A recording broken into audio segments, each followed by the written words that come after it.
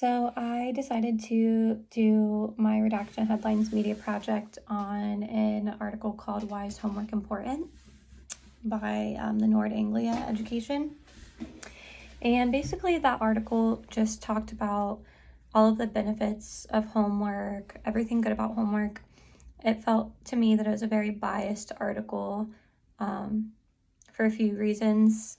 One of which being it only goes into the positives of homework. It doesn't even speak as if there are any negatives on students or teachers or at all when it comes to having homework. The other reason why it felt very biased to me is, and also just very closed-minded, is that right off the bat in the article it says that if parents encourage their children and support them through their homework, then they will see the positive effects of homework.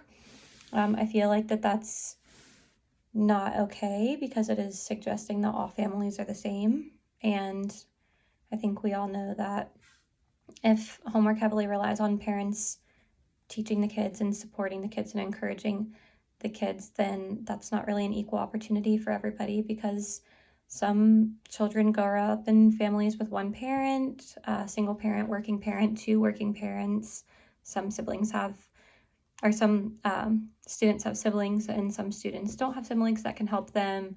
Some siblings have nannies, and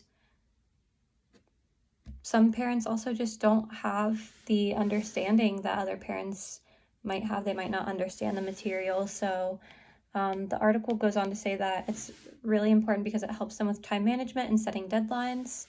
I disagree with this. I feel like setting deadlines is not necessary for a child, or at least doing homework is not like the main way that they could be teaching time management. I believe that they could incorporate things into the curriculum that can teach students time management at school. I think kids in some ways already are taught time management in school. So it's just not a good argument for me. I think that there's a more powerful argument in the fact that there's too much time being taken up doing homework. Kids sleep 9 to 12 hours a day. They're in homework, or they're in school 6 to 7 hours a day. And then, they have dinner, they have extracurriculars, hopefully. And it just leaves no time for kids to relax, connect, and be bored, which I think being bored is very important for children. Boredom is where creativity and innovation are born. And if kids don't have the opportunity to kind of explore what they like and a healthy way to unwind from the day, that's going to be a lot on their mental health, as far as like depression can go, and also the anxiety that can be caused in kids when they're trying to have their time stretched out so thin.